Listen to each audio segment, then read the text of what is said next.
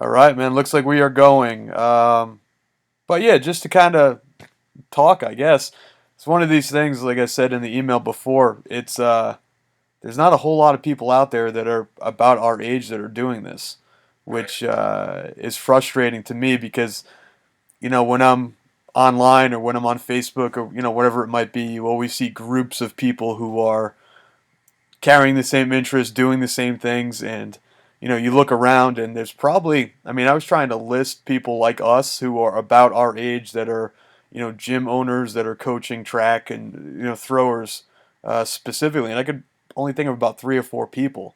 So I kind of wanted to Like just touch base. the only one I could think of would be like John Calness. Yeah, Calnus is He doesn't own a gym, but he's I think he's gonna try to. gotcha. But I Yeah, think other than that, we all face the same problems. It's like um, one, how to get more kids to train, right.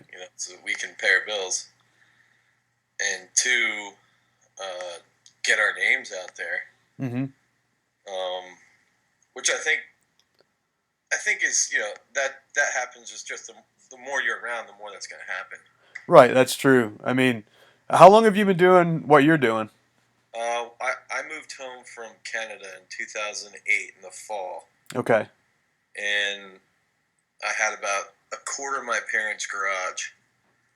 And then by the spring of 2009, I had half of it, and then by the fall of 2009, I got the whole garage. So it's been about, if you go from 2008, now I had another job Hmm. for 2.5, 3 years. So what, 6 years now?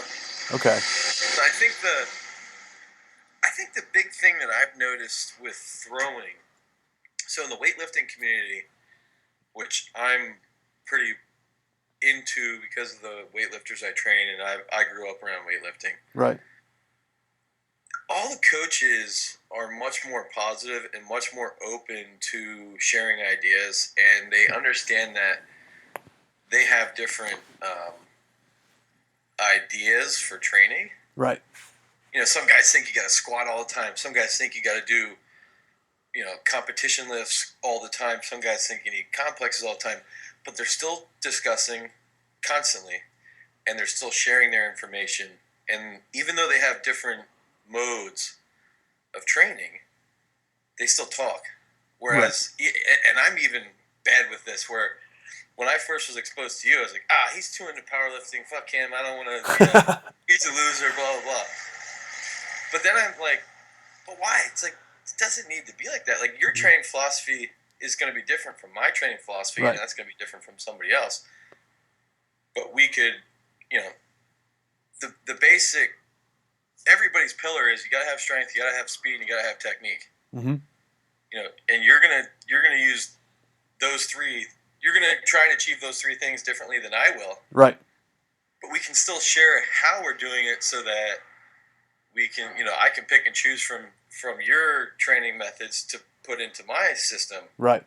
But throwing's not like that. It's like the throwing community is just, you go on the old ring, or you go on Mac throw. I don't even go on because it's like everybody's talking shit the whole time. That's exactly what it is. I can't. That's my biggest pet peeve in the sport. It's like, how do you expect the sport to grow if you're not willing to talk to people Right. and be open about it? And it's crazy. It's funny because you say that, but we're so much. I think we're really alike. Not just in track and field. I grew up on a small farm with Yeah. cows and chickens and stuff like that. I mean, Right. we're both from that age where like the internet didn't really exist.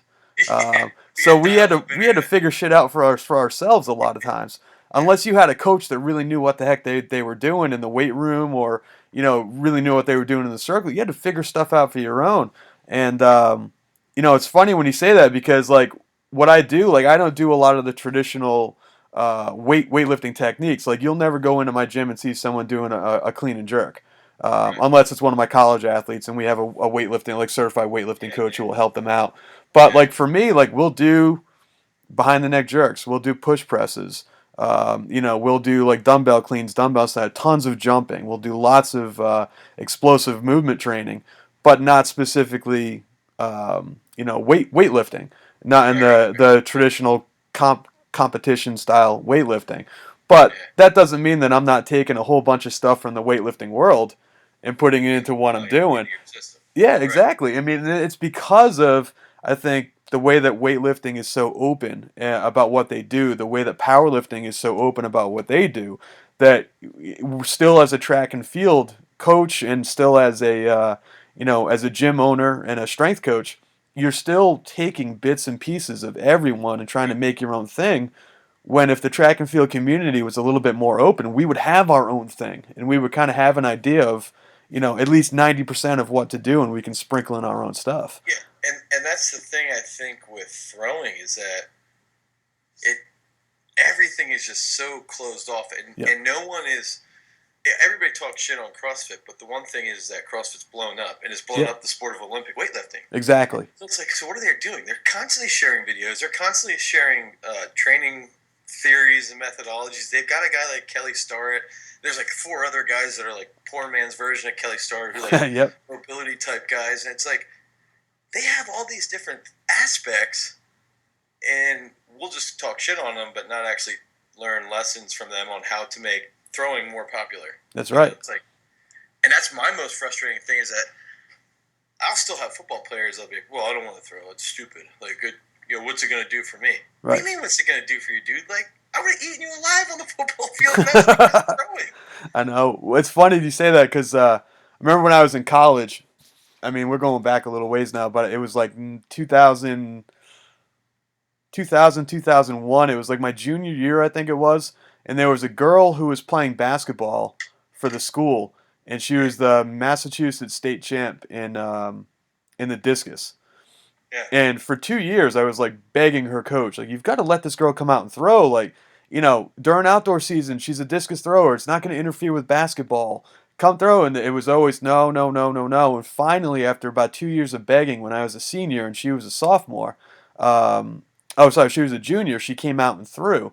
And then her coach, I ran into the next year when I was visiting the school, and she's like, it was the best thing ever. She got so much faster, so much more explosive. Her footwork was better. It's like, yeah, you can't just close people off because you never know. I mean, you have no idea what good parts of sport are going to come into it. And track's one of those things where it's going to help every sport if you're doing some type of an athletic movement, especially just because you're doing something in the off season instead of just sitting on your butt for 3 months. And it's more laid back. Track's throwing, especially, is so laid back. It's not a high burnout sport like swimming or wrestling or even baseball. It's so laid back that it's almost impossible to get burned out from throwing shot. Exactly. You can't really do that. Yeah. So I think, I don't know. I think that's like one big thing. Now I will say, like, a guy from Juggernaut wrote an article and it was like why we should train like throwers. And that's what I've been telling people. My football players are like, dude, the whole goal of football and the training for throwing is to make you to move weight faster. Right. Okay, so training any athlete like a thrower is going to carry over to the majority of sports. I'm not going to have my swimmers train like a shot putter, but they might train similar to like a javelin thrower. Sure. So it's like, that's the thing that people don't realize is that it carries over really well. And then what's sad, though, is that we still have so many negative people constantly saying, they'll say, well, for me, well, how far did Dane throw? Well, he only threw 1855. Hell, a lot farther than I threw. It's like, the other thing is, it's like, dude, my college coach he trained John Calnis, and he was a pole vaulter. Yep. So it's like, and Calnis is a 20-meter shot putter. So it's like, dude, it doesn't matter how far people throw that are coaching. It matters how well they're coaching and how their ability to see what is wrong with an athlete and transfer it in. But the throwing community lacks that so much. Yep. Hang on a second. Someone's at my door. All right, no problem, man. Yeah. Going back, dude, I mean, everything you said, I think it makes perfect sense. It's funny when you said it. I always think back to the parents that come in the gym, and they come in the gym a lot of times. Like when I had to actually divide my website because I had so much track stuff on the gym website that people only thought that I was like a track and field place. So I had to divide the website. But I love the parents that come in and they say things like, they'll be like, well, my daughter needs to jump higher for basketball, but I see that you mostly work with track and field athletes. Do you think you'll be able to help her?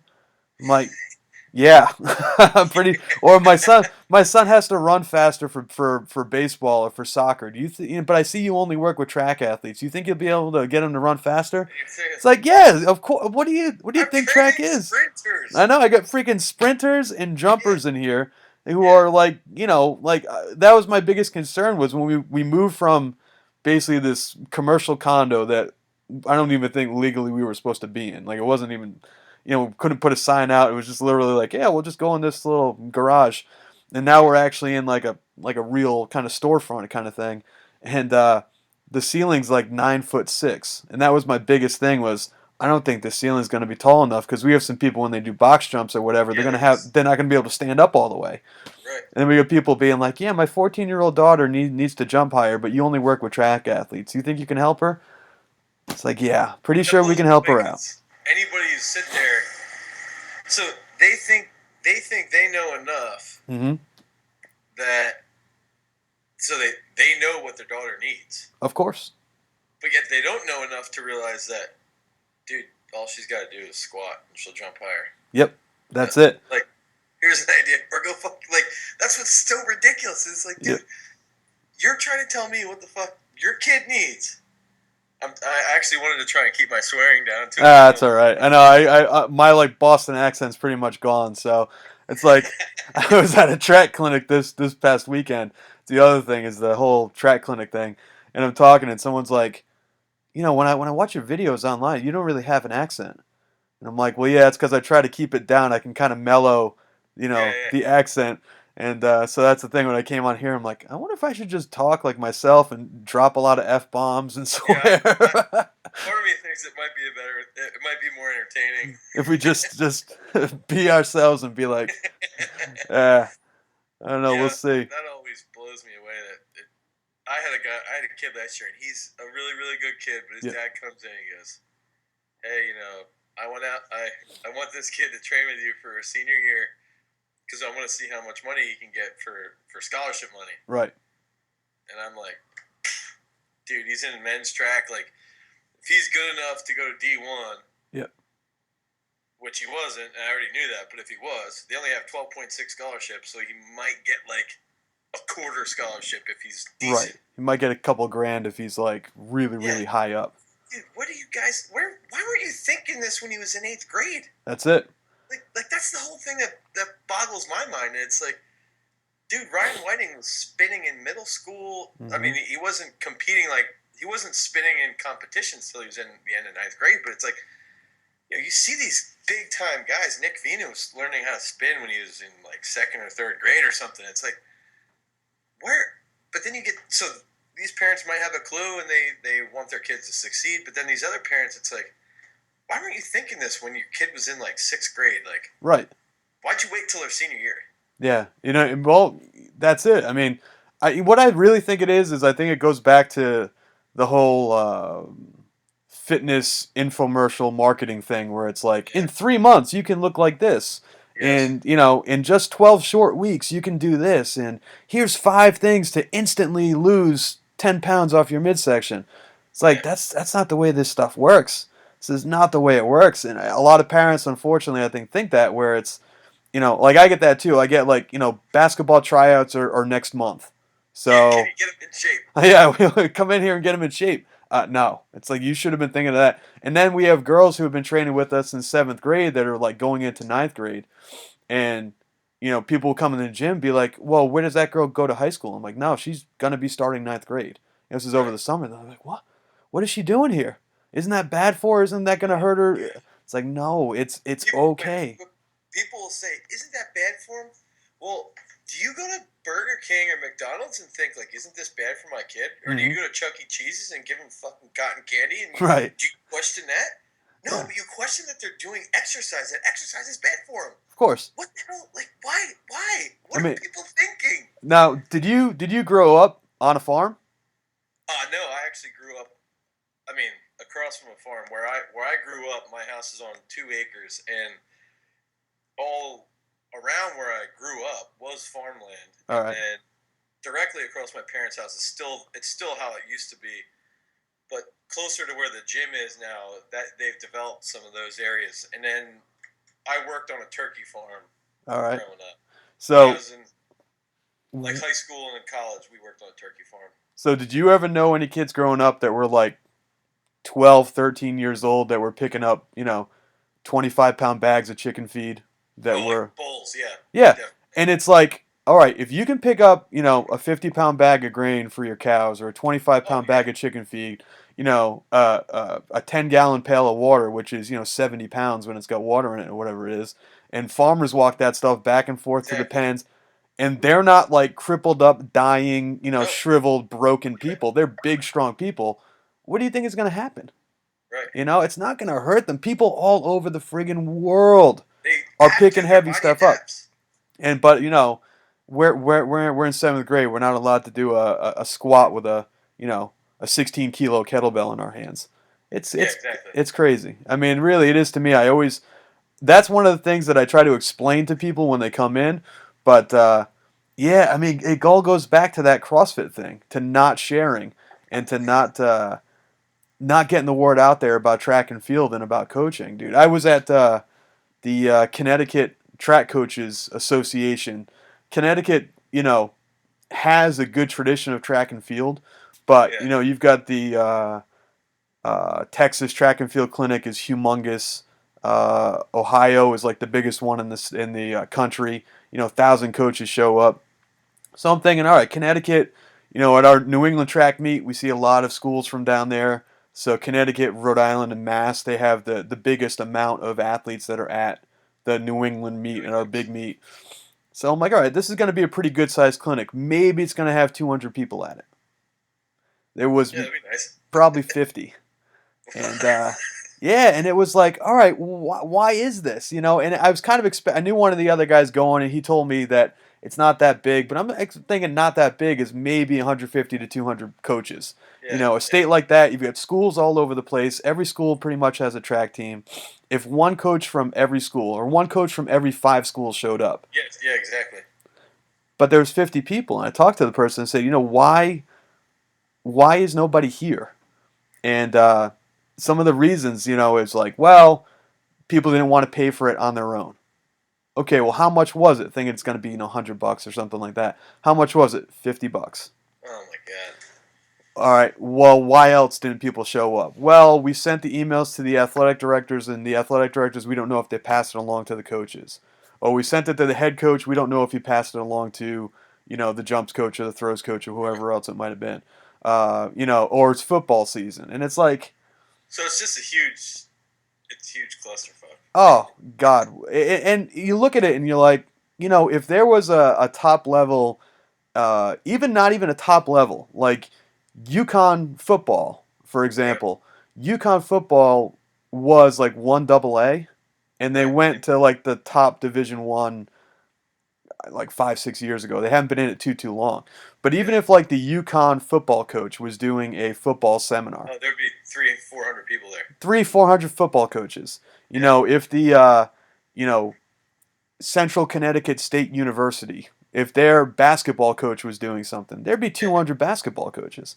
It's right. like, why then, if you have college track and I've field coaches, why don't these track coaches show up? I've talked to Glenn Thompson about this. He's the Oh guy yeah, that coached Whiting, yep, and he himself it said throwing is the most poorly coached sport probably in all of high school sports. hmm, And he said he doesn't know why. This is just like a conversation we had because somebody had called him like a guru, right, and I like commented like sort of making fun of like Glenn the guru or whatever, and he's like I don't think that's it. I just think it's just, there's so many bad coaches, right, and they don't try to coach themselves up, and they don't try so that they can in turn coach up their kids. right, And one thing that we have in my area is I it's an ego thing then. So then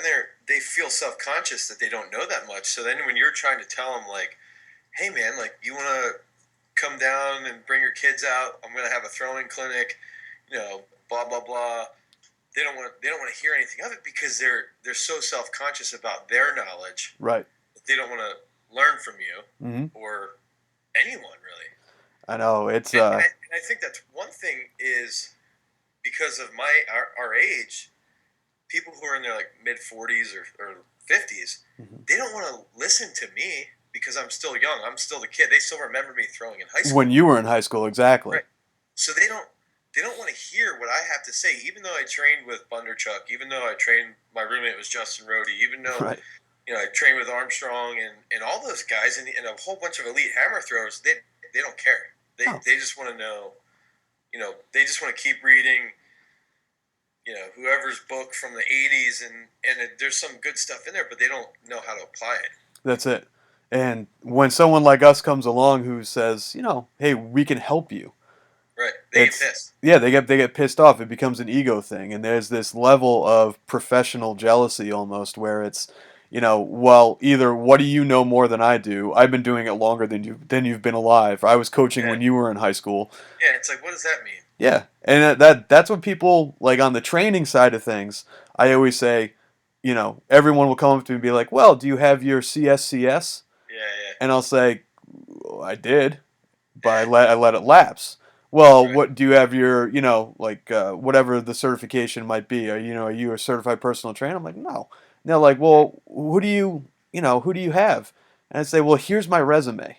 This is who I've coached. This is how. Check out our record board on the side of the gym. Right. Look at the strength we've come out of here. Look at the amount of scholarships. Look at the people who are all state that are up on that board over there. And then I'll say, the same thing in throwing. We've had, like just people who have trained at my facility. We've had 11 state champions in throwing in 4 years. So it's like, all right, well here's who I've coached, and these are people that didn't have coaches at their school. With the exception of one person. 10 of those state championships, they didn't have throws coaches at their school. So it's like, and they're only coming to throw with me 2 hours a week. Right. So something's working, Now, I think as far as this topic, I think one thing that I personally fail to do is kids I do train that have coaches that have half of a brain. Yep. I fail as so they come to me and they throw after school and they lift with me out of season, and they still do it in season. But I think what I need to do is, contact their coaches once a month or something and say, hey, this is what we worked on with these guys. This is what they're doing. This is where they were 4 weeks ago. This is where they are right now. And then just to keep the relationship better.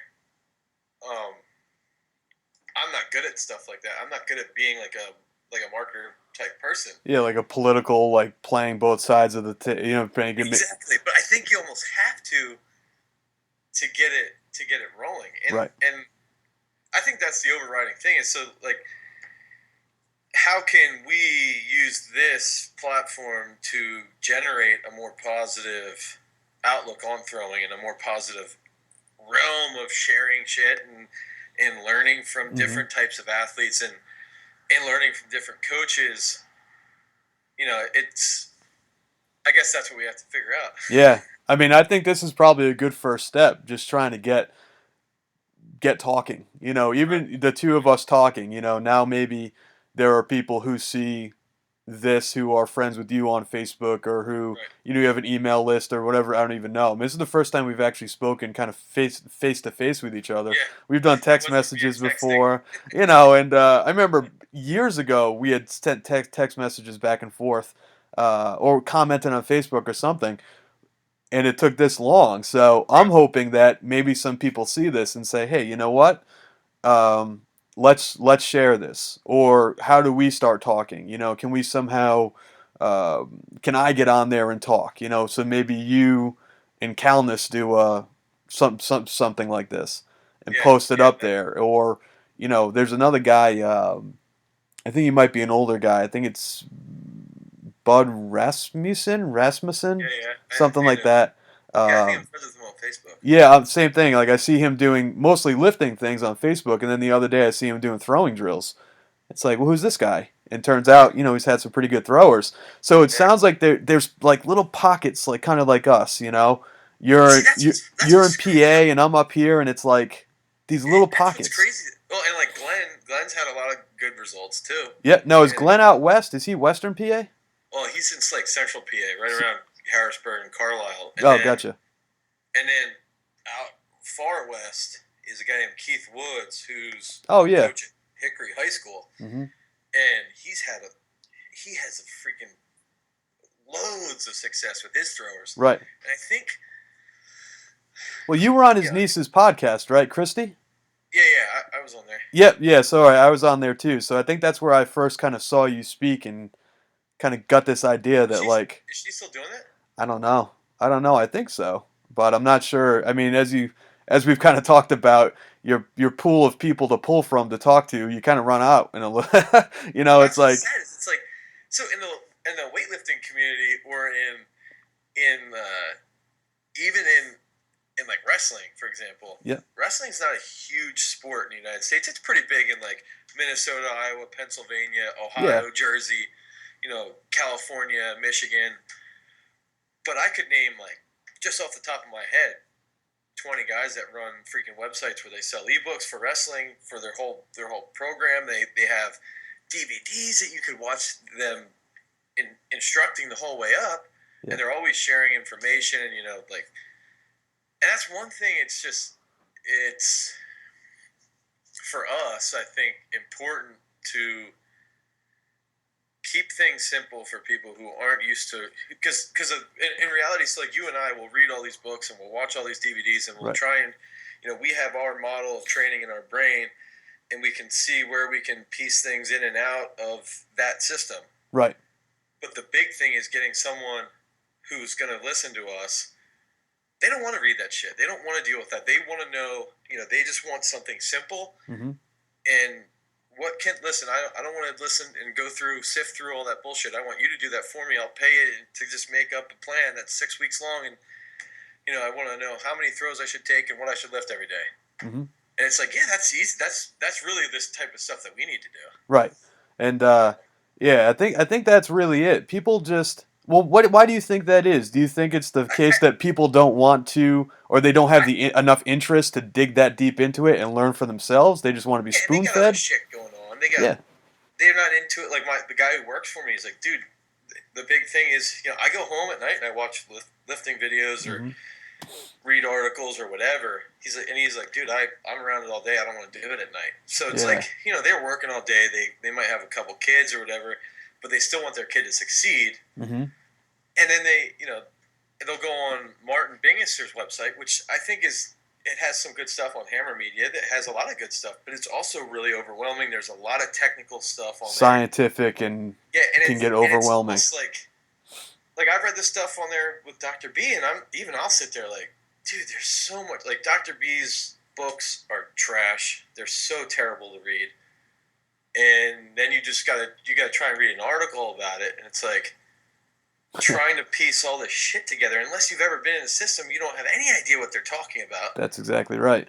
And that's the thing, like, so then people get frustrated. They're like, dude, I don't know what they're talking about. What's SDE and what's, even GPP? Like, I don't know what this shit is. It's like, so I think that's the thing is they get overwhelmed and then they might not be as interested in it. They would rather go out and work on their car or whatever, and that's fine. Yeah. That's why I pay somebody to fix my car. Right. It's passion. So, That's what it comes down to. It's like, right. If you love doing it, you enjoy doing it, you're going to want to continue doing it when the day is over, when your work day, so to speak, Yeah. not that our work day ever ends, but when your work day is over. Right. We talked about that this weekend where, one of the reasons why he said that coaches don't show up is because a lot of them just do it for a paycheck.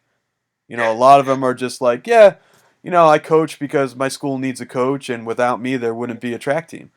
And it's like $3,000 to do virtually nothing. Exactly, to go out there, assign a couple workouts, stand there while people throw, and just kind of try to make corrections. And some people are satisfied with being complacent, and right. that's the part that fucking drives me nuts. Is that absolutely, it's like, dude, you sit here. I've got a school near me that the coach will talk shit on me, and he's only ever had 2 throwers, placed at states, and both of them train with me. And it's like, dude, why? First of all, why are you being so negative and talking shit on me? And second of all, why are you so satisfied with being shitty?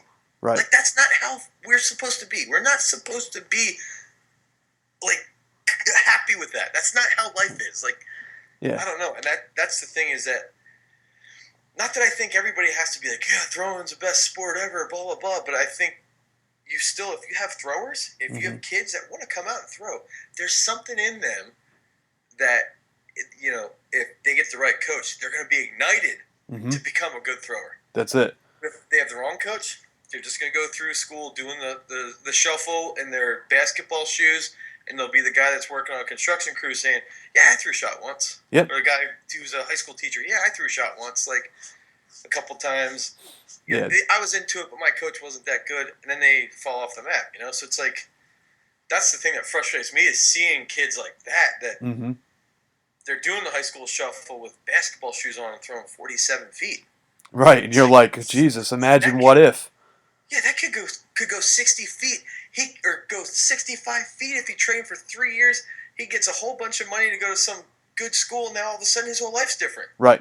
And that's the thing that I don't see how people don't feel that way. Like, how you don't sit there, not you, but the others, right, don't sit there and say, man, I could really help this kid's future out. You know what I mean? I know. That's it. It's passion. It's like, whenever I see that, and I mean, your story is very, very similar with what you just said to kind of what I've gone through, and you know, with other people, coaches talking shit and everything else, and trying to, you know, pass rules so that what I do doesn't exist, and off-season training and all this shit. But I mean, you get to that point where you're like, all right, at what point does this become about the actual athlete? And you said it perfect. When you have athletes, individual, I mean, track is a team sport, but let's face it, track's not a team sport. Yeah. Same thing with, you know, tennis team and wrestling team and swimming. Those are individual, you know, sports. Right. Yeah. So when you have an athlete that wants to do an individual sport, there's something in that athlete. There's something special about them. It's different. It's not. They're different from people that play team sports. They're like that. What I loved when I grew up playing basketball and baseball, and I didn't know about track until my freshman year of high school. I had no idea what shot put discus was, with the exception of maybe, you know, watching the Olympics in passing when I was, you know, 8 years old, 12 years old, whatever it might have been. And I was like, I guess I'll give it a try. I didn't make the basketball team my freshman year of high school, so I was like, I guess I'll give it a try. And I never wanted to do a team sport again, because when you do well, that's on you, and when you do shitty, that's on you. I loved it. I learned from wrestling that it was my wrestling coach was a good coach, and he always said, whatever you put into this sport, you will get out of it. Exactly. And I would train all the time. You know, I was an all-state defensive end for football. Yep. I had 16 sacks my senior year. I had like 5 forced fumbles. And my team was 5-5 every single year of my high school career. I'd be in their weight room crushing shit the whole summer, and we were always mediocre. Yep. But then it came to wrestling and track, and it was like a completely different story. The harder you work, the better you do.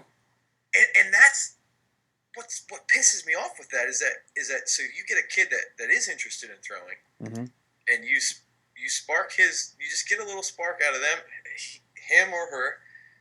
And now all of a sudden they've realized like working hard pays off, and that it's fun to work hard. Right. It's fun to reap the benefits of hard work, and then that carries over. The crappy coaches that don't ignite that spirit in these athletes are the ones that they're ruining society, because then they're holding that they never have that spark then when it comes to later in life when they want to work a job. They'll work some shitty job just because they have to, instead of sitting there going, man, why don't I do something unique and creative and that's right. You know, harness my entrepreneurial spirit. You know, I know it's but it's a stretch, and I make these arguments all the time, and they're a really long stretch, but there's some truth to that, and that there's a lot of truth to individual sports. The people coming out of wrestling and track, golf, tennis, they tend to have, swimming especially too, they tend to have something different ticks in them, and it clicks for later in life, big time. And I mean, you hear all the time when you know, if you've ever checked out autobiographies or biographies of really successful business people, usually Yeah. what they've learned, they trace back to when they're playing sports in high school. Yeah, And exactly. and that's it. Yeah. And they say the same thing that you just said right there, which is the harder that you work, the more you put into it, the more you get out of it. And then you've got And the that's people fun. that are just, Yeah. part of the team. Oh, I'm part of the Yeah, team. yeah. I got a jacket. I got a trophy. And then Yeah. those are the people who are, they're just going to be those worker drones, the ones that are working Yes. the 9 to 5, pissed off, overweight, you Yeah. know, Miserable. miserable, just Cheat on pricks. their I mean, that's what wife it or is. Yep, yeah. exactly. Go out on Friday night and go have some beers with their friends at the local Go pub or drink while the whatever. kids are at home trying to fucking play with trains and shit. Yep, that's it. And it's like I wish people could see that. Now that is again, that's a little bit farther down the line, and who the hell knows what's going to happen if you can't. There's no direct correlation between that Yeah. shitty high school coach 20 years ago and some I mean, guy drinking on a Friday there's a night. lot of anecdotal evidence to back up what you're saying. Yeah, exactly. But there's a lot of it, and yeah, man, that's one of the things that frustrates the hell out of me. Now, have you? I mean, tell me about like what's your success level been as a coach? Because you've been doing this what now for 5 years, 6 years? 5, 6 years. Yeah, As a throws coach. yeah. Like who have you had? Like, tell me your resume. Um, Like, my best thrower was the first girl I trained. Her name was Amanda Hottenstein, and she was the first person I ever trained that said, "I will fucking do everything you tell me." She's an absolute machine, yeah, and she threw her junior year, and I'm not fucking making this shit up. Her junior year, she threw 34 feet. Her sophomore year, she threw like 33 feet. yeah. Her senior year, so at the end of her junior year, she comes to me. Actually, it was in the summertime. She comes to me. Her coach used to be friends with me. Now he hates me. Yep, I got one And of those too. yeah, she said, I'll do whatever you tell me to do. Yeah, Okay. She was working at a dairy farm to awesome. pay to come train with me. That's awesome. I told her, yeah, you pay me $30 a week. You can train 5-6 days a week. She went from a 34-foot shot putter. She opened up indoors like 38. By the end of the season, she threw 43 threes. She got second in AAA states at Pennsylvania. She threw 41-9, I think, at indoor states or at outdoor states. She got fourth indoors. She blew up. Signed with Marshall. Keith McBride had been the coach at Marshall. Yeah, I He's remember now the that. coach Yep. at Purdue. And when I was when I threw at Penn State, he was there, so I sort of talked them into each other. The thing that sucked is that Keith left after her freshman year, and she didn't really do too well because of that. Right. But she was the first one, and then Jason Kuhn, he's a 59-11. He threw. Sucks. He never broke 60. Oh, right there, huh? He's an indoor shot put state champ from PA. Indoors in PA is they combine all the schools. Outdoors they split up into AA and AAA. Oh, he okay. won indoors, and then outdoors he got second. He actually threw farther outdoors, and then Evan Arnott, he threw 196.11 in the discus, 59.8 in the shot. He's at Cal State Northridge. Kuhn is at Kansas State. Awesome. Yeah, and then Morgan Shigo, he's at Penn State right now. He's trained with me since 8th grade. He got second last year in AAA in the shot and fourth in the discus. He got fourth indoors last year. Very nice. See, here's the thing. A lot of people are going to hear what you're saying right now, especially from parts of the country that don't have a big throwing background, and they're going to be like, holy shit, this guy's not serious. How is this possible, And I have a kid who was a sophomore last year who threw 54. See, that's huge. He's a junior now. I guarantee he's going to throw 60 feet indoors. I got another sophomore girl she was a sophomore. Jocelyn Ruth. She threw 143 in a discus as a sophomore, 45-2 in the shot. Awesome. She bombed out of states in the disc. She choked balls. She got second, gamed up, broke the county record in the shot. Got second in the shot in AAA. She's back this year as a junior. So I've got a group of like 10 kids that are in 10th and 11th grade right now that I really, really think this year they're going to blow up. This is going to be a breakout year for them. That's the thing. Jocelyn's going to go. I mean, she's thrown jab 138. Nice. She's, and she's gonna blow the world apart with throwing. This kid Joe Mundell, who's a junior, he's gonna blow up. I mean, he got third last year at States. He threw 53-10. He got third. So he's. I'm hoping there's a kid from Hickory. I'm hoping he can win States this year. That would be nice. Now, so that's the thing. It's like, I get pretty good results. Yeah. So and kids like training with me. Dude, kids come. I get kids that can come train. They come and train 6 days a week. Like, they have to put up with me hounding them for 6 days a week. So, like, it's a good sign that they're coming that much, because if they hated me, they probably wouldn't come. That's it. And I mean, that's a really good way of saying it. It's like, I mean, you're not forcing them to show up. You're not, driving to their house and tying their hands behind their back and throwing them in the back of your truck. I did drive to their house and drag them out of their house once. One time? Yeah. That's right. We'll just pretend that one didn't happen. But we, it's like they're the ones that want to do it. Yeah. And do you get this a lot too, that you recruit people to come and train with you and all this shit? People will say shit to me. Well, how do you get these kids? Dude, I've never marketed anything. It's all word of mouth. And sometimes people will say that, like, oh, well, yeah, you get, like, just the good kids. Like, no, somebody like Jason Kuhn. Jason Kuhn, as a sophomore, he threw 40 feet even as a sophomore. Right. But he kept training, and he kept listening to me. And then he threw 54 as a junior, and then he threw 59-11. But everybody forgets that. And Evan Arnott, if I showed you pictures, I have a video of Evan. Huh. His ninth grade year in the discus, he threw 90 feet. In the shot, he threw 29 feet. Oof. 3 years later, he threw 196-11 and 59-8. And you can see, he looked like a little dweeb. Like, yeah, just skinny arms and legs everywhere and gangly baby deer. Yeah, it's like the people will be negative about stuff like that all the time. And my whole and they'll always say, "Oh, well, Dane's just in it for the money," blah blah blah. Right.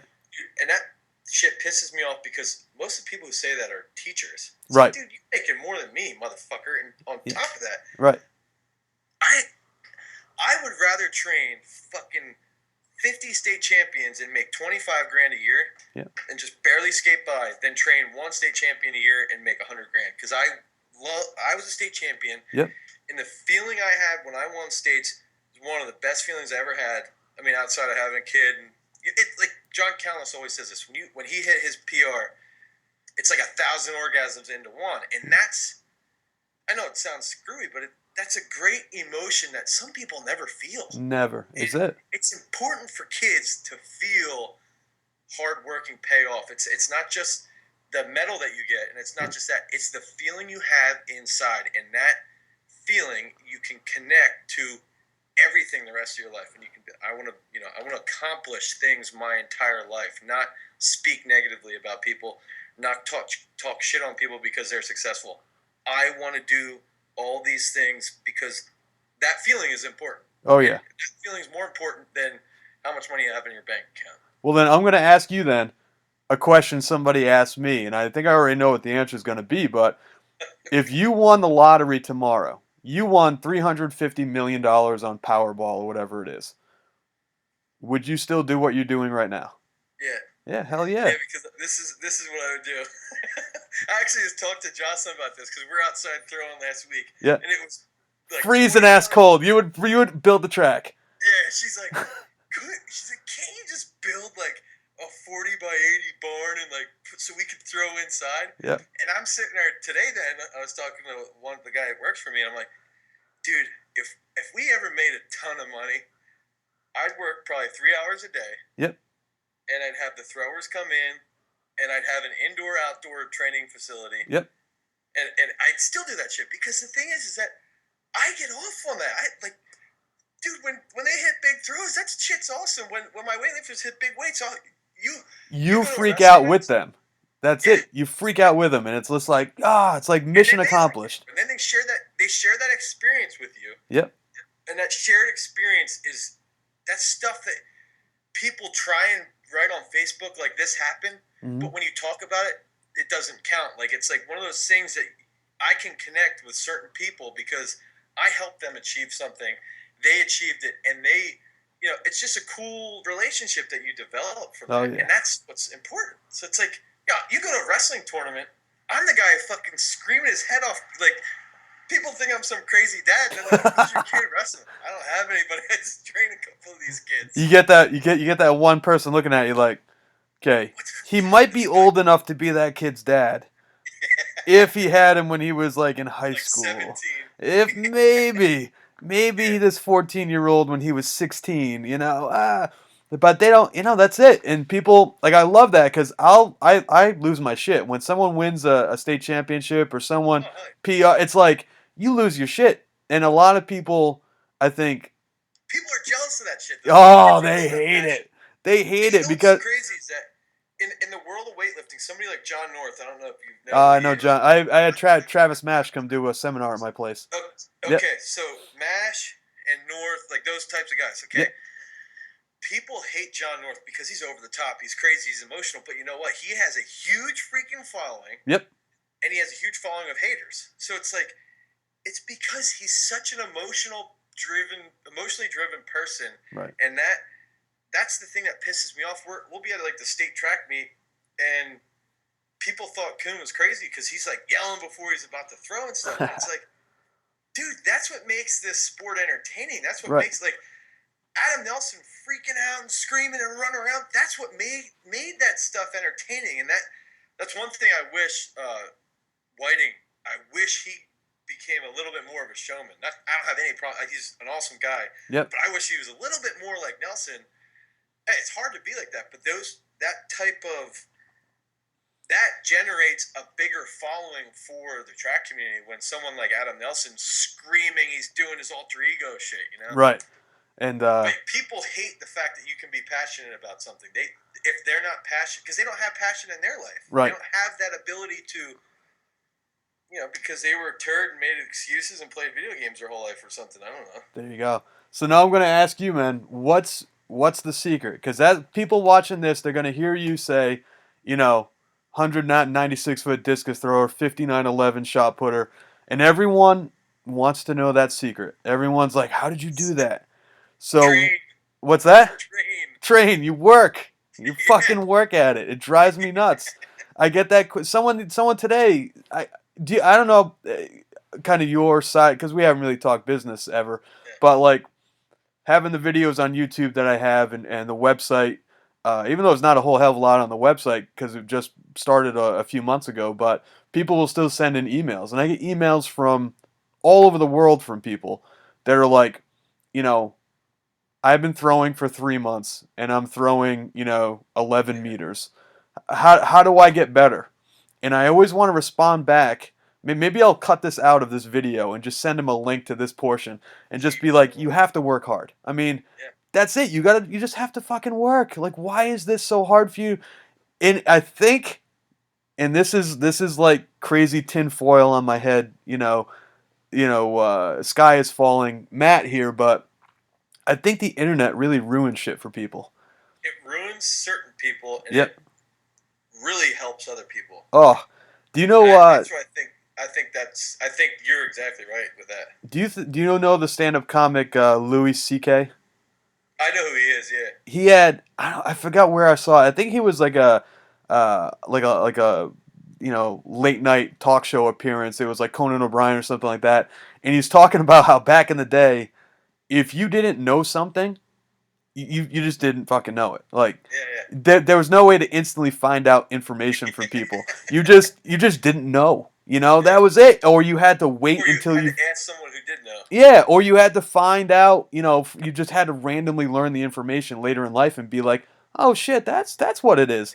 And so memories are used to be a lot better. Yeah, and nowadays you have people that get information so quickly. They just whip out the iPhone and it's like, how far is the Earth from the sun? Beep, boop, beep, boop, boop. Oh, it's that far. Yeah, it's like they don't even remember. They don't, and now you've got people who are like, I started throwing 2 months ago. Why haven't I broken my school record? And it's like, because you just started 2 months ago. I know it's not instant. You're not getting the instant gratification, but it's work. I mean, that's what it is. It's hard work.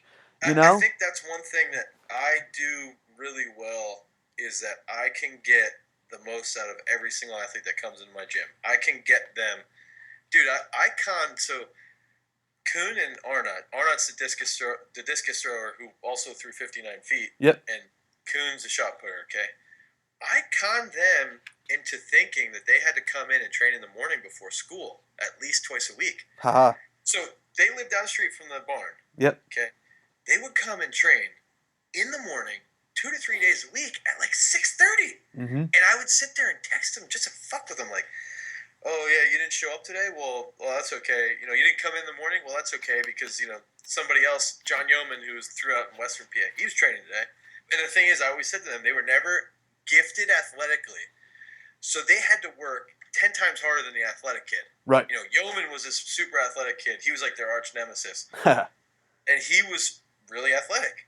Kuhn and Evan sucked at everything they ever did. Okay? Yep. And it's like that. And those are the kids that do well because they know they have to keep working hard. They know that they suck because they haven't worked hard long enough yet. And right. That's the whole thing, is that the longer you work hard, the more reward you're going to get later on. And that's the whole thing, is like, that's what sucks with the internet, man, is that there's so many kids that just like, well, I don't get it. Why does this happen? Mm-hmm. I can help you technique-wise, but if you're not training 4 or 5 days a week, like, right. Sorry, dude, I train with Olympians. Dylan got third at the 2008 Olympics. We train 6 days a week, twice a day. Right. He's one of the best athletes in the world. He's a freak. He could dunk a freaking 35-pound indoor weight. And he's training 12 times a week. Yep. But Joe Schmo's fucking mom tells me that he should only train 3 days a week. Like, what? You want to know why I think your kids are so good? You cheater. You're a cheater. You fucking throw during the summertime, all right? No one else is allowed to throw in the summertime unless Dane is throwing with him. I've had people say, because I sell raw milk at the gym, well, what's he put in that milk? What do you mean, what do I put in It's raw milk! Yeah. And then you put it in, and then you drink it. I mean, come on. That's what we put in it. Okay? Yes. There's a little bit of bacteria from the friggin' teat in there that makes you hulk out and throw 60 feet. I mean, come on. Yeah. That's it, man. But it's people. I think you said it perfectly. You don't market yourself. You don't recruit people, but people find you. That's because they want to do the work. You're not forcing them to do the work. You're the one who is just there to facilitate the fact that they want to work hard. Right. So yeah, you get somebody that wants to work hard. We had one of my athletes he's probably going to be state champ this year. I don't want to jinx it in discus, but he stopped playing football this year. He's a senior, and he gave up football so that he could train and throw. Right. And a lot of people were giving him shit, but he's like, and a lot of people are like, oh, what you're doing isn't fair. What you're doing isn't right. Because he's like, why? Because I'm working hard during the off season. This is somehow a bad thing because I'm, and we get that shit all the time, and the people that I've had who are, who have been some of the top throwers that I've had, they're, again, not super gifted, freak body types. They worked hard. Yeah. We had, a guy who was our state champ, indoor and outdoor. He was a three-time state champ through 55-11. He's throwing at Brown now. And I think I know who you're talking about. Yeah, Aaron Comrie was his name. I think I know who you're talking about. And Aaron, freak strength. Kuhn showed me stuff from him. Yeah, freak strength. Yeah. But he was like, I think he's 6 feet tall, maybe 5'11", 6 feet tall. He's not some like 6'5", 6'6". He's just a normal guy that worked his ass off. But that's what you'll see too, is that most of the best throwers are the ones that are 6 feet tall, 5'10" to 6'2". Yeah. I mean, now there's guys like Whiting or whatever, or Cantwell, that are big, huge guys. Yeah. But most of the tall people, I've always found out, they have that genetic, advantage. Mm-hmm. But that hurts them long term. That screws them because then they think like, oh, I don't need to keep training because they're so far ahead. And I don't know if that happened with Vina when there was like a 2-year period where Nick Vina wasn't really doing anything. He wasn't throwing as well as he should have been. I have no idea if that's what happened, but then last year he blew up, and it did really well. I don't know if it did, but it could be, Yeah, I mean it's I guess the secret is that there is no secret. Yeah, well, yeah, definitely. It's like you got to do. And Hmm.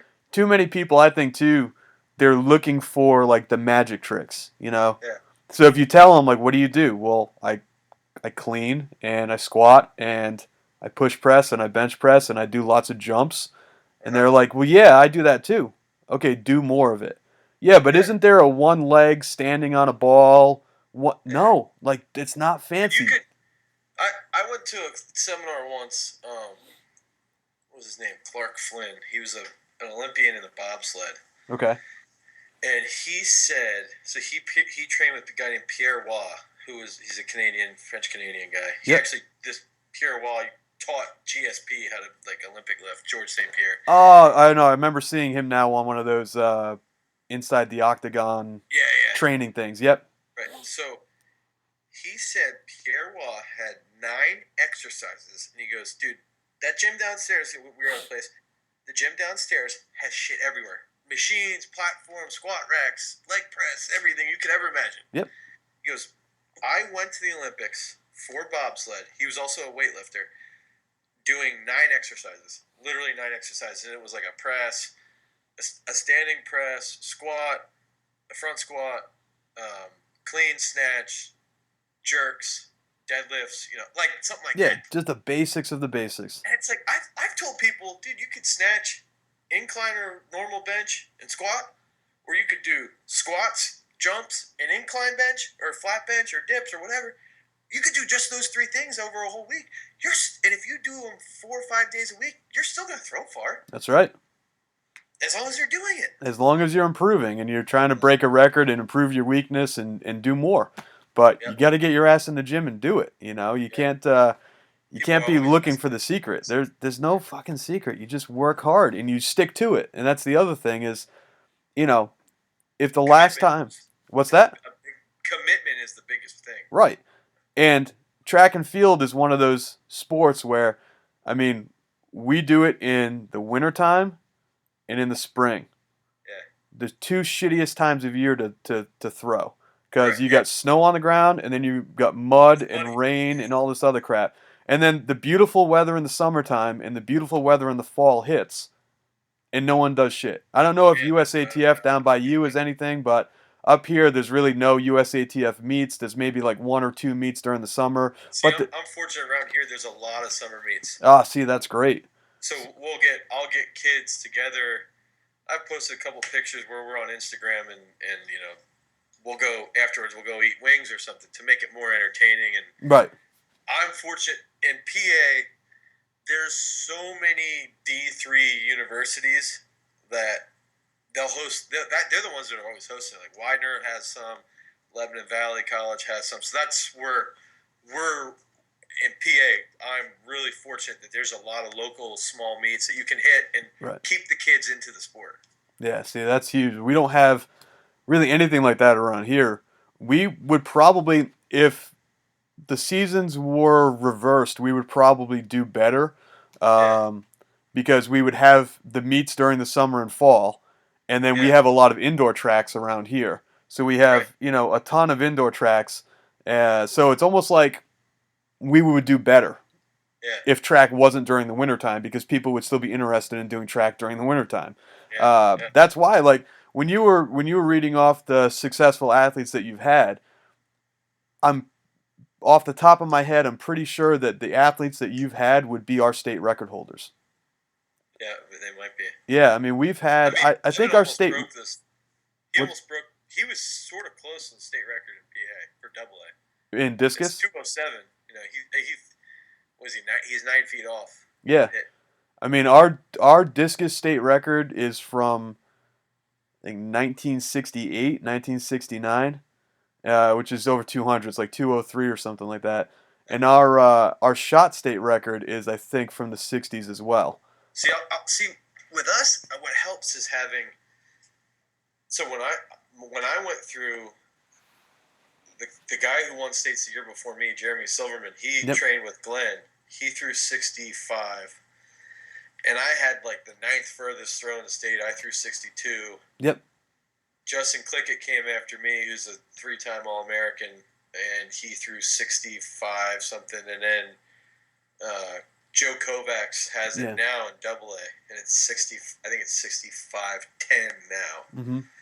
So I think what helps with that is that, and this is what's screwed up. So like somebody like Glenn coaches like really good kids, Right. who drop bombs, and that sparks people to do better, because Right. they sit there like, wow, that kid threw far. I have this kid Joe, the kid who's a junior, and I think he's going to throw 60 feet this year. He's so into throwing because he was a freshman when Evan and Jason Kuhn were seniors. Right, so he saw that. He saw that success. He saw the same success that they had, and that's why he bought into the system so well. And that's what's screwy to me is that I have kids that'll ask me about training, and then their coaches will tell them not to come train with me, and it's like, are you that jealous that you're going to prevent that kid from succeeding? Right. Like that's what. It's about the athlete. The athlete wants to get better. Yeah, it's like, why are you doing this? Yeah, it's fucking crazy. Get over. I know man, that does drive me nuts. It's like the 4 minute mile story. Exactly. No one said anyone they were doing biomechanical research of stride length and all this shit, and they said that it's physically impossible for a human being to run a 4 minute mile. And then after Wanamaker did it, wait, what's that? Bannister. I'm sorry. After Bannister did it, there was like 12 people within the next year or two who did it. Yeah. It's like once you see someone do that and you realize it's not impossible. The world record was like 351 or something. Yeah. It's like once you see people do that shit now, then you believe that you can do it. It's not impossible anymore. It sparks you to work harder, and it sparks you to succeed. That's exactly what it is. So why would you hold somebody back from doing that? It's the whole thing. It's the same as you having a business or me having a business. If I'm surrounding myself with other people who are very successful, I'm going to want to be successful as well. Right. I forget the book, but it's like you are like the median of the 5 people that you surround yourself with. Right. So it's like, if you're surrounded by people who are also successful, you're going to be successful. If you're surrounded by 5 pricks who are negative all the freaking time, you're going to be a negative prick. You're going to be a negative. That's what it is. And that's one thing in Pennsylvania. I don't know if you ever heard of the Pennsylvania Dutch. Oh, hell yeah. Yeah. But they can be really. I mean, I'm a Dutchie myself, and everybody, my buddy from Rhode Island, he used to laugh and make fun of me because I did Dutchy things. But sometimes they can be so freaking negative and just down on everything. And I think that's like one thing I'm struggling with is like, stop being a Dutchie. That's what I always say. Like, because like the other coaches, that's how they are. Yeah. They've surrounded themselves. Their parents can be really negative or whatever, and that's just the way they grew up, and they don't know anything else. Mm-hmm. That's it. You surround yourself with people who are negative, you're going to be negative. You surround yourself with people who are successful. I mean, I think there's a great reason, and you might see this too, if you have like your college athletes come back and work with you over the summer. You probably see the most amount of strength gains from your younger athletes when the college athletes are there, because they see that, and it's somebody that they're like, holy shit, this guy just like did a warm up with 300 pounds on his back, and I can't squat 135. That's possible? Like, holy shit, that's possible? It's like, yeah, it's possible. It's funny you say it, because I have a high school kid, or he's a freshman in college now. His name's Tanner Reichert, and he's going to the World University Games for weightlifting. Yep. Okay. He weighs 170 pounds. He can clean 373. Jesus. Yeah, he's a freak. This kid, Dakota Hoagland, he's the starting left tackle for Bloomsburg. They made D2 national playoffs. Dakota made the biggest gains in his cleans and leg strength this summer than he ever did in his entire life in a 2.5 month time frame. Mm-hmm. Because he had to train with Tanner all the time. Yeah, he gets stuck training with someone who's awesome. Yeah, he's walking around this big freak animal, and I always put him down. Dakota, Tanner's over there cleaning more than you. And it would just get into his skin just a little bit. And by the end of the summer, he's cleaning like 355. And it's like, holy shit. Yeah, it's like, what happened? Well, you saw it was possible. That's a positive training environment with, I rag on guys, but in a good way. And it's like, that's what I don't know. Yeah. And that carries over. That's a microcosm of the world. Okay. the weight room is a microcosm of what's going around in the world. That's right. You succeed because you're surrounded by other people. If I'm training with a bunch of punks that goof off the entire time that they're training, I'm not going to get stronger. Yeah. I'm going to end up goofing off the whole time. Yep, it's not the equipment in the gym, and that's the other thing I get too. Parents will walk in and be like, "Well, he has all this stuff at his high school. He has all this stuff at his, or she has all this stuff in her high school, or we already belong to LA Fitness or something like that." Yeah. And it's like it's not the equipment, it's the training environment. It's the fact that they're going to be surrounded by other super hungry athletes that just want it, and then it's going to catch on. That shit catches on, and a lot of people still don't understand that. It's crazy to me. But as you said, a lot of times it's too late. People come in and it's, well, it's senior year. I want him to get scholarship money. It's like, well, you should have been. Time is between like 7th and 10th grade before they go into 10th grade. Yeah, that's the key time to get a kid in. And yeah, if you can get those athletes in and keep them, I mean, and that's what frustrates me too about a lot of the high school coaching is, you've got those kids. You've got them in 9th grade. You've got them in 10th grade. And you don't develop them. And what are you doing to develop them? What are you doing? Not only what are you doing to develop them, what are you doing to better your education to help develop them? Exactly. As it's one thing if you have the education and you're not developing them, then you're just an asshole. Or you don't care. But if you don't have the education and you're not developing them, the first step is learn about it. Go on the internet. Find that answer in a minute and a half, But that's the funny thing is that you can go on and be like, damn, what can I do to help these kids throw farther? I had a guy in Missouri like 3 years ago. He was a wrestling coach, and he just wanted to coach the throws because he was into training. Yep. And he would message me like every other day. What do you think we should do today, dude? Like I would literally just send him, and he would send me some money sometimes. But it was cool because he wanted to know what to do to help his kids throw farther. That's right. So, and those are the type of people that you want to work with. Those are the type of people that you want to be around. So. Exactly. Shit. Exactly. All right. Well, hey man, I got to cut this off because I got to go to the gym and open up. Okay, good. But dude, we definitely got to do this again. Are you gonna load this or what? Yeah, I think we're gonna throw this up on YouTube. I don't know. We've been going for over an hour now. So I might have to divide it up a little bit into 2 different parts and that's fine. Try to tease people up there. But what I'll do is, do you have a YouTube account and all that stuff? Yeah, Garage Strength. Garage Strength. I think I subscribe to your YouTube. But what I can do is I'll see if once this thing's edited down, if I can put it in Dropbox or Amazon and somehow you can download it yourself.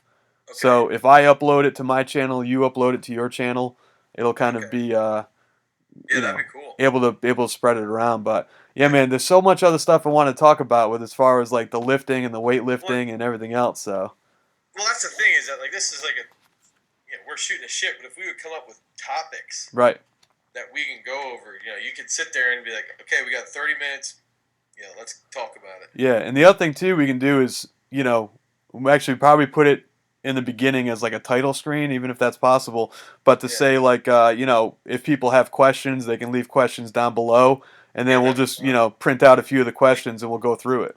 You could do that with this one and put in my email and your email if you want. Yeah. That's up to you. You know what? I'll throw it in the beginning. I'll have to upload this and edit it in YouTube because, dude, let me tell you, iMovie on the cell phone is so goddamn easy. And I use Splice. Oh, Splice is another good one. Yes, iMovie on the Mac sucks so bad. Easy. I have no idea how to do anything on that. But the app, it's like drag, cut, paste, done. And you're done. And then on the Mac, it's like, what the hell am I doing? I don't even know what any of the terms are. So I actually just ordered the iPhone 6 because my phone's old as dirt. Yeah. So I'm anxious to use it because the camera is a lot. It's a 240 frames per second slow mo camera. I was gonna buy a GoPro to do shit like this and to make videos of training, and I'm like, dude, the iPhone has it all and it's a phone too. Yeah, exactly. And I know I did that a few years ago. I had a Droid and I was using a flip phone, like one of those flip phones where like the USB thing popped out of the side. And the things kept dying. I mean, the Yeah. things would last like 6 months, and I'd have to go back to Best Buy or whatever. The guy's Yeah. like, "Well, the only better camera is going to be on an iPhone." I was like, "I might as well just switch to the iPhone." And it Yeah. was like, "Why the hell didn't I do this earlier?" So yeah, I've got the 6 on order too. I'm using a 5 now, which is okay. Yeah. But man, like I'm excited for the new camera, do all that shit. Yeah. So No shit. I know it's crazy, man. But All these right. Tell friggin' me. You want to just text me or email me when you get it loaded, and then. yeah, I'll get it loaded up. I have a Amazon account, so for like file sharing. So what Okay. I'll do is once I get it sort of edited down in like a QuickTime format, I can more than likely save it to Amazon and then just send it on over to you. Okay. All right, All right. Yeah. but Sounds good. definitely, man, we should strive to do one of these things like once a week now. Now that it's Yeah. track I season, think that's a good idea. just get on the horn for half an hour and just answer some questions and talk a little bit more about it because I know we're gonna get a lot of questions about the stuff that we said. So Yeah. No, that'll I be I would be fine doing that, especially now that I have fucking Skype working. there. You go. All right, awesome, man. Well, All right. I gotta run. But dude, it was cool talking to you and meeting you finally. Yeah. Good talking to you too. I'll probably talk to you. I mean, later this week, maybe even. Yeah, excellent. Hey, that works. I mean, what are you guys doing on Friday? Is the gym open? Yeah, gym's open Friday, but we're done by 3. So that's the other thing. If you want to do on Friday, like when I'm done earlier, Yep. my wife's off from work too, so it's like it's if she has Lincoln, it's easier to manage my time with. True. I could sit down and she wouldn't give a shit if I was doing this. Right. All right. That might work too. Yeah, because we're open till 3. We do a fat workout Friday after Thanksgiving. It's like a Okay. strongman kind of challenge workout with all the Yeah, college that's kids. cool. So yeah, I'll be out of the gym at 3. So I mean, I've got all late Friday afternoon and whatever. So all right, Okay. that works for me. All right, sounds good, man. Awesome, dude. All right, I'll get this edited and I'll get it on over. All right, awesome. All right, man. See ya.